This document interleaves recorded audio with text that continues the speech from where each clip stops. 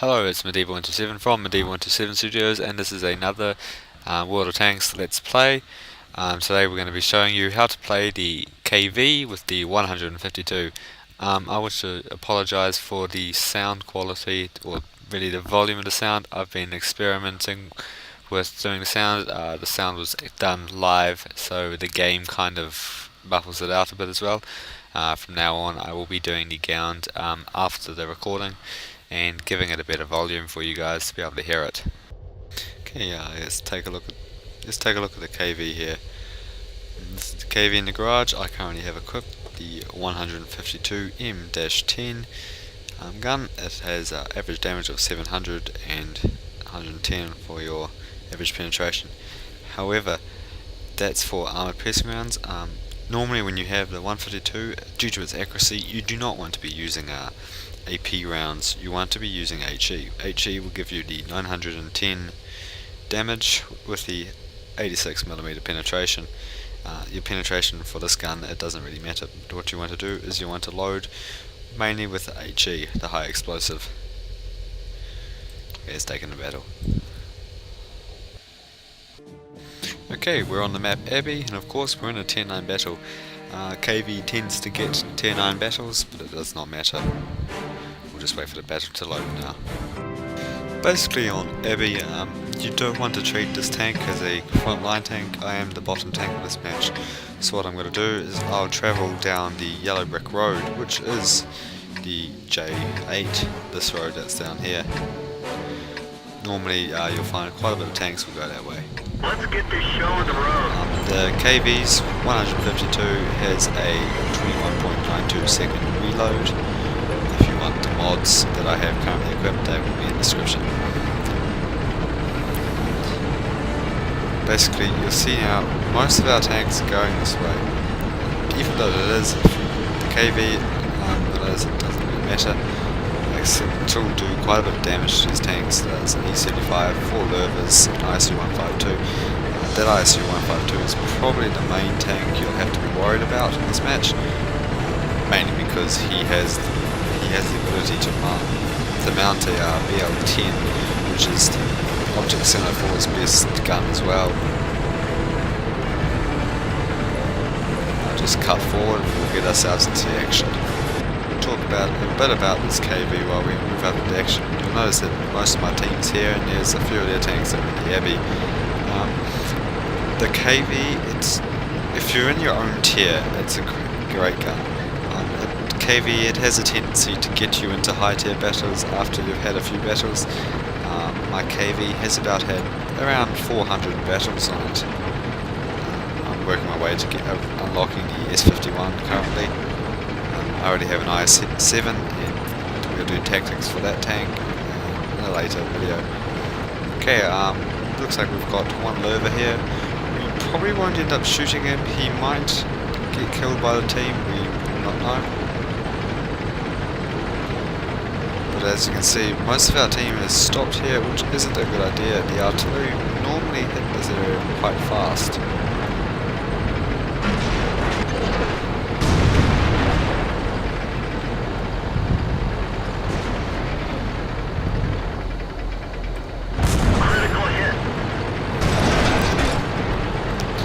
The KV's 152 is generally best served close range. You can sometimes do long range shells, but 90% of the time they will miss and you won't be able to hit anything.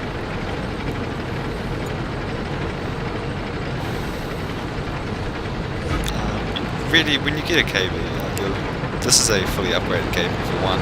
I've got locked everything aside from the S51, so it's not quite elite yet.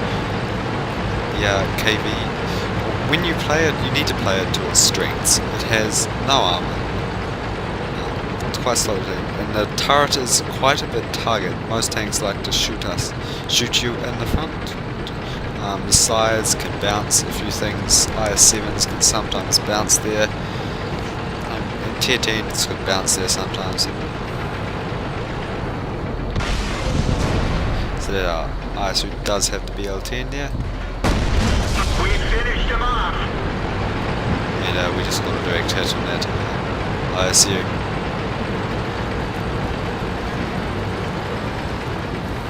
who happened to be Dandy Flight, conveniently one of the Medieval 127 Studios members, or one of the administrators. Okay, let's go find the GW Panther, who most likely will be, he's probably in about A1 area. Yeah, the heavy's coming back. We'll find out their artillery and we'll move him from play.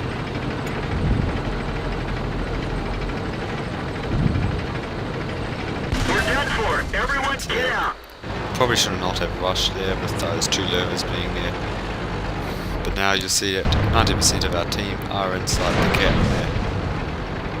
We'll find another match for us to discuss the KV and see if we can good match that we can find. We're loading up our second battle now in the KV. This time I'm not the bottom tank, but I am the top tank. You notice that the enemy team has quite a bit of light tanks, including the AMX-40, which is commonly known as the golf ball tank or the rubber ducky tank. It's really up to you what one you want to call him. So we'll just wait for this battle to load again. We'll leave the screen on so you guys can see what tanks we're up against. Okay, we're on the map Riverbank, which means we're going to be KV. I'm top tank, so I'll move to 1-2 area, which is this nice area, the area I'm now heading to. Most people probably go in the forest. It's actually not a good idea on this map. Tank destroyers will go there if you're playing a tank destroyer, which we'll cover later in the tutorial on the Ferdinand and the T28 tank destroyer. Those light tanks have already spotted a majority of the team, including one artillery by those things. Now take ourselves into battle. I'll show you how bad this gun is at long range. There is a tank there. You'll notice that the accuracy is way off. It's normally why you don't take a KV with the 152mm to long range matches. It's best served up close and in combat. Permission to engage. Where'd they go? Let's continue forward, seeing as none of their tanks have arrived. The team down H9 is pushing up quite a bit. In case some of you have noticed, the fact that I don't have a claim tag next to my name, that is because I'm currently in the movement between two clans.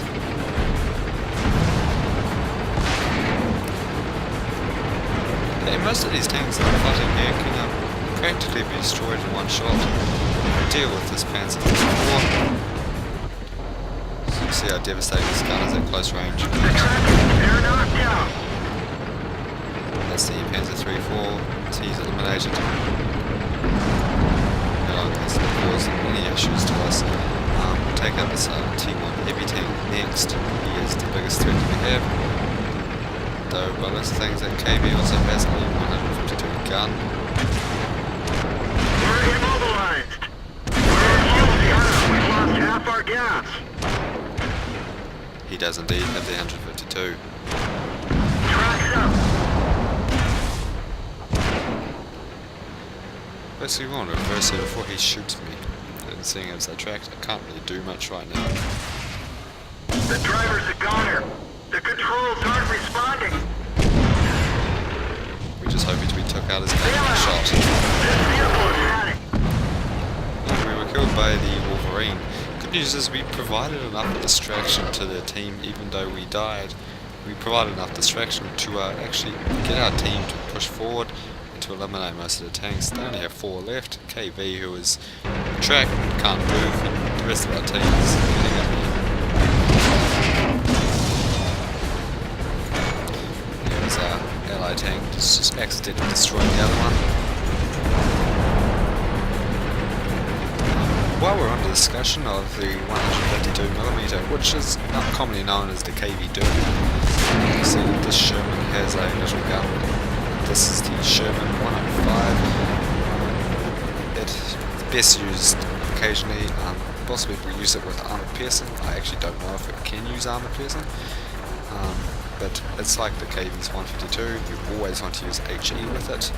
It's not as hard hitting as the KV. But at times a gun like this can be useful. Normally, most people, it's best to mount a 76 on the Shermans. All three Shermans tanks that are available in this game, it's best to mount the 76. Just watch the outcome of the battle and see if they remember that there is a Marine who is up in J1 there. He's just been spotted. Watch this there for see if we can get him.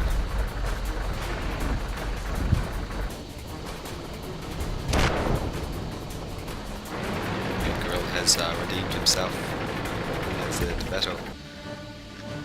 Still, KV, it's good since it's a tier 5. You do occasionally get into high tier battles, but sometimes you get into low tier battles. There's now a lot more low tier tanks that are playing around, seeing as Matchmaker has had a slight improvement. It's still underworks by Wargaming, of course.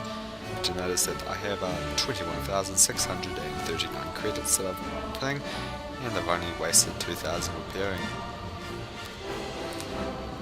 So I fired 5 shots and only hit 3. KV's 152 is known for its terrible accuracy.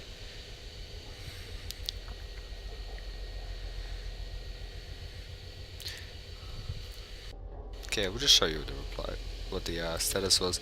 You notice that we had a victory, we earned 21,000 credits, we spent 2,583 credits on repairing KV, he was completely destroyed with multiple module damage, and we only spent 4,050 resupplying it. Okay, stay next week where we'll be doing a video on this, on the IS-7. So, see you next week, and thank you for watching.